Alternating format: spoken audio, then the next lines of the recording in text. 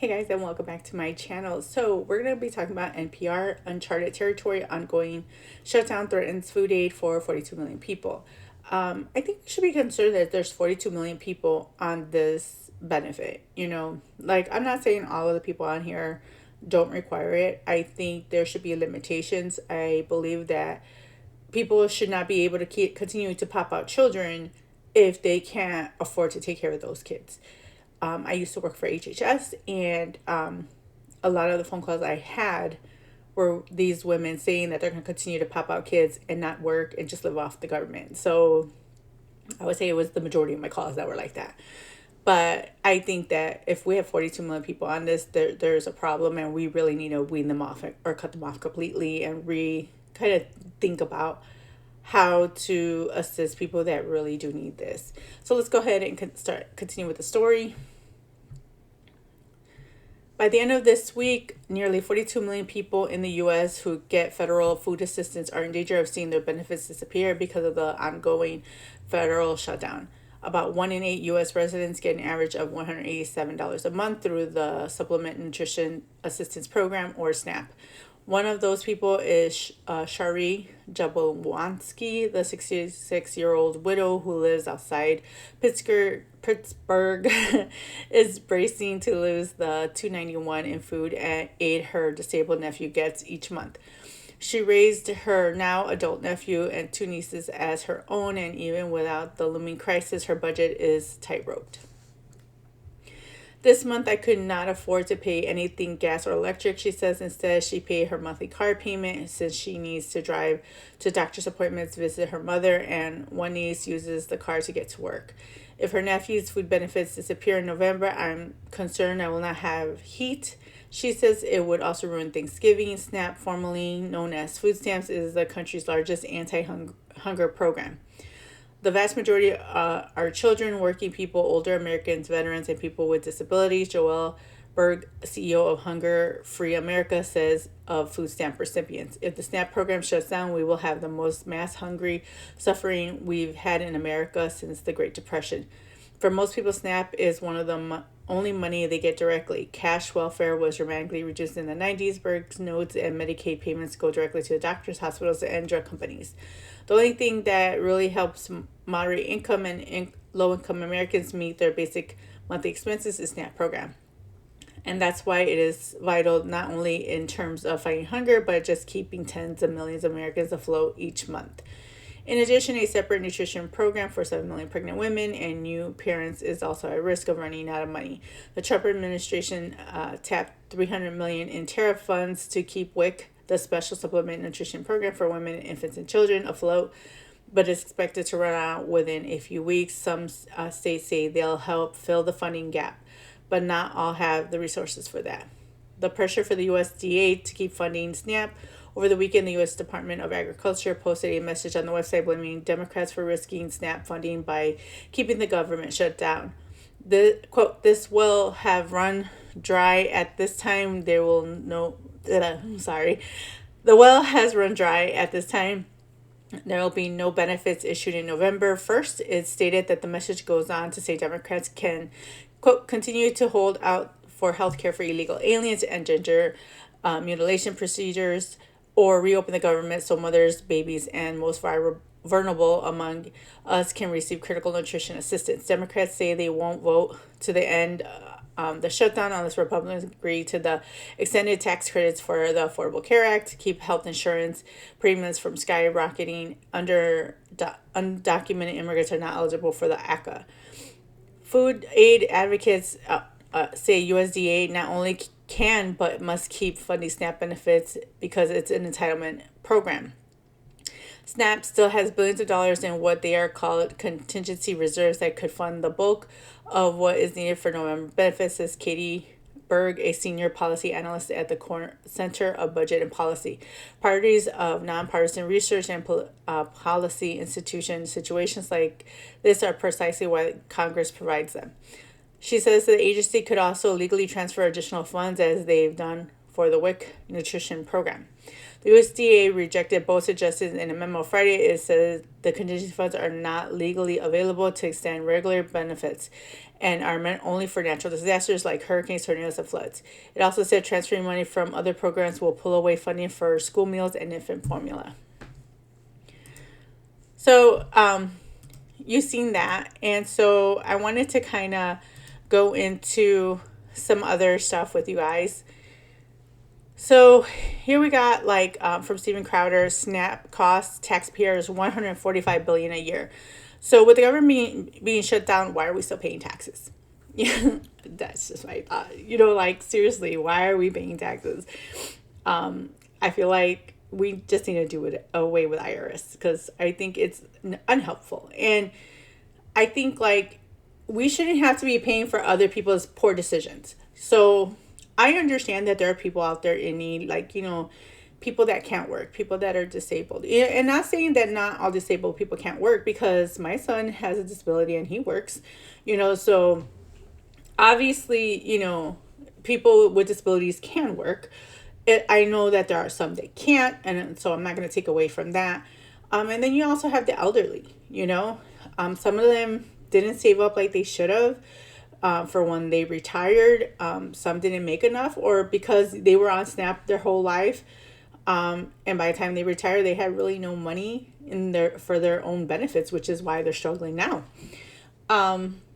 But I just think it's ridiculous that, first of all, you have these people complaining, trying to say well, you can't tell me what to do with my SNAP benefits, and who are you to tell me what I can and can't buy? Because we're the ones that are paying for it. You're not getting this for free. This comes out of our money. So we should have a say on when it comes to SNAP benefits. I do think that the program needs a good overhaul. I think that they should really look into it and put a lot of stipulations on it. And I think that it should have time limits on it. Because if you have these people that are serial users of SNAP benefits, you're never going to get these people off of it because you're enabling them. So we need to kind of lay down the law when it comes to that. And before people say, well, it helps people with low income. No, it doesn't. To be honest, it really doesn't. When I needed assistance, okay, before I got a better job, and I had a family of 6, 6 kids, and it was me and my husband, and we didn't qualify for SNAP benefits. Apparently, I make too much. And before you guys think oh, you were probably making a lot. No, I was making minimum wage. So I used to be a CSR agent, and I was only pulling in about $400 a week. And that's about $1,200 maybe a month. Let's see, 4, 8, 16. So it's about $1,600 a month. And mind you, you still have taxes coming out of it. So my check wasn't a lot. And I had to pay my rent, which was at the time, $600. And I had to pay light and gas and, transportation costs to take the bus to work. And apparently to, the public aid office, apparently I made too much money. So I never qualified for it. So, there was times where me and my guy wouldn't eat because we wanted to make sure our kids ate because we had to use cash. So don't give me this little sad story that, oh, well, people with low income can, they get on this benefit. They don't. You have to literally be working maybe 2 hours a week to be able to be eligible to say that you're working and getting, to get SNAP benefits. So that's such bull crap. And then if you're lucky enough to get benefits, right? You also then get hit with stuff from later on. I told you guys before, my mom, she had benefits when I was a small child. So we're talking about maybe late 80s, late 70s, around that time. And they had the nerve to come at my mom now in 2025 for Chicago, telling my mom that she owes money for back use SNAP benefits. And it's what? You're coming after her after all those years because y'all don't know how to budget right, and now you're coming after other people, so now you're trying to do audits on everybody. It's why don't you start with the people that are currently on the program that are not supposed to be? Why don't you start with those people? But, That's not how they work. They want all this socialist crap, and then they boohoo and whine when they realize money runs out. And the people that, make the most money are going to be like, oh, we're not going to stay here for you to abuse us. But yeah, so I wanted to show you this, what Steven Crowder posted, because like he says, this is not helping poor. It's rewarding people who abuse the system. So now it shows here service delayed or stopped amid shutdown. So you have the Small Business Administration, you have passport and visa services, you have national parks, you have disaster relief, FHA issued insured loans, you have SNAP benefits, military pay. These are all the people that are being affected by it. But the biggest factor is the people that, who are on these benefits, who probably should not be on these benefits anymore. So, it's kind of getting out of hand. The next story that we're jumping right into is the federal shutdown from the Texas Tribune. Will halt November SNAP benefits. Here's what you need to know. So as you can see, there's a lot of people that are talking about this from different states. So in Texas, 3.5 million Texans, including 1.7 million children, rely on SNAP, also referred to as Foodstamps, each month. So the federal food assistance payments to the nation's poorest citizens will come to a halt on Saturday and result for the second longest government shutdown in U.S. history. It will be the first time the benefits have been interrupted since it began more than 6 decades ago. More than 3.5 million low-income Texans are among more than 40 million Americans receiving SNAP, the Supplemental Nutrition and Assistance Program, which is known as SNAP. Payments each month, with Democrats demanding the Congress address expiring health insurance subsidies and Republicans refusing to negotiate until the government reopens. The parties have been locked in a stalemate over the government funding for close to a month now. So let's go ahead and address the elephant in the room, which is really funny to say, but so here's the thing. A lot of people want you to believe that it's the Republicans' fault that the government's not opening and SNAP benefits is coming to an end. The Republicans passing a clear bill, okay? A bill that says we're going to reopen the government, we're going to make sure stuff gets funded, and then we can go ahead and start, discussions about, any type of policy or law changes, okay? So they're just trying to fund the government right now. That's all that's in their bill. There's no wish list from the Republicans. It's literally just straight what it is, right? The Democrats, on the other hand, and again, mind you, in case you didn't know this, so in the Senate, we have 53 Republicans. Because of the filibuster, you require 60 votes, which means that the votes that they didn't pass because 54 people had voted. Mind you, one of those people was the Democratic colleague, which is John Fetterman. John Fetterman was like, hey, I don't care what you're trying to argue about. I just need to make sure my people get fed. And so he was saying that there shouldn't be no argument. They should pay, they should just do this clean bill and just open the government, make sure people get, what they need. Now, the Democrats are pissed at him because he's not walking in lockstep. He's not holding the line with them. And so they're trying to primary him because, he's for his constituents. He's flat out said, hey, I'm just going to go ahead and vote to open the government, and then we can talk about what changes we want to do. Mind you, again, it needs 60 people, okay, in order to open the government, which means that if there's 53 in the Senate, we require 7 Democrats to vote with the Republicans to open up the government. So if all of the Republicans are voting to open up the government, the one that's holding now are the Democrats. And here's why. So the Democrat counterfeit resolution, a 1.5 trillion ransom note to taxpayers. So Washington, D.C. Democrats are gambling with the shutdown and misleading the public by calling their 1.5 trillion spending spree a clean counterproposal. It is nothing more than a dirty counterfeit resolution that crams in partisan policy and extraneous provisions while pushing the nation closer to crisis and risking FY26 appropriate progress. The American people deserve to know what the partisan grab bag is. So we're going to go ahead and look at what they're trying to do. So what they're trying to do, restore taxpayer funded free health care for illegal aliens. That's just a fact. I don't care what people say. They're over here trying to say like that's not what they're doing. Illegals can't get health care. They can. Because like when they go to these hospitals, who pays for it? They don't. They don't have money. Who pays? Who fits the bill? Hmm?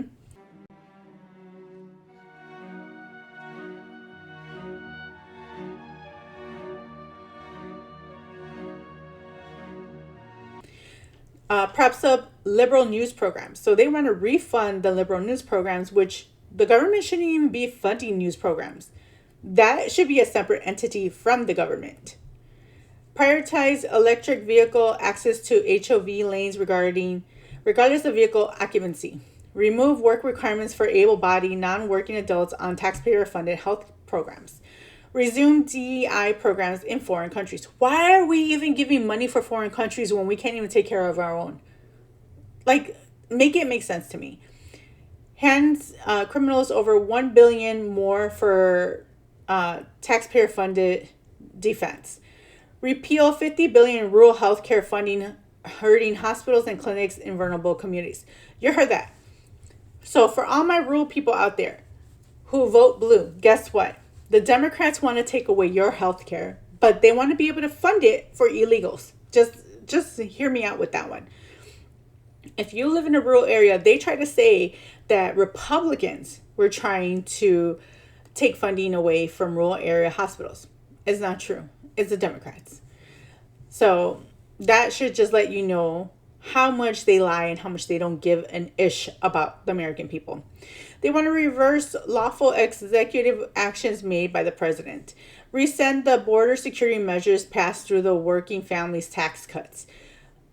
Usurp the president's authority over emergency funds. Lock in Biden's administration grant policies in direct contrast to the President Trump's executive orders. Handcuff the Trump administration ability to make agile decisions. Burdens Trump administration officials with added bureaucracy meant to slow down the progress, including $1.5 trillion in new spending for just a month of keeping the government funded extended. So they want all this stuff, but it's just going to cover 1 month.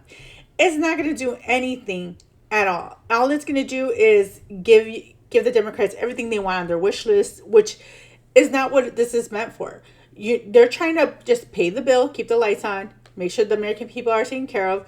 They said, we could go back into the office. We can have, decorum and just kind of argue out what we want to do, try and pass laws that way. But the Democrats said, no, it's our way or the highway. So these people really don't give a crap about whether or not their citizens starve, because right now they're focused on what they did with the slaves. They realized that in order to win power, they had to lie to the Black community, to the people that were in the poor community, to keep them voting blue for the rest of their life. And once they realized that some of these people are starting to, see the light, and they are now flipping sides and going to the red side, now they're like, crap, we're losing our base. You know what? We'll just bring in more people, and now that'll be our base. No, that's not happening. So then finally, you have the story from Minnesota SNAP benefits, and Saturday state offers some relief. Food shelves prepare for increased demand. What we know, food shelves in Minnesota are gearing up for surge in demands as SNAP benefits set to end on Saturday. The Open Door in Egon is preparing to support an additional 500 families weekly, said Jason Viana, executive director. Governor Tim Walz announced the state will distribute $4 million in emergency funds to 300 food shelves across Minnesota. However, Walz emphasized the amount will not fully cover the gap left by the end of SNAP benefits. So you have, then this was from Fox 9, the Minnesota SNAP benefits. So all across the states, people are gearing up and preparing for this big hit. And this is not including that you have people all over TikTok and social media that are threatening to rob people.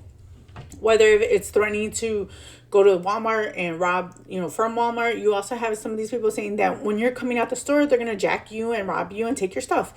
So, excuse me, what I would recommend, to my peeps is y'all prepare. Make sure you keep an eye on your six, man. always got to keep an eye on that 6.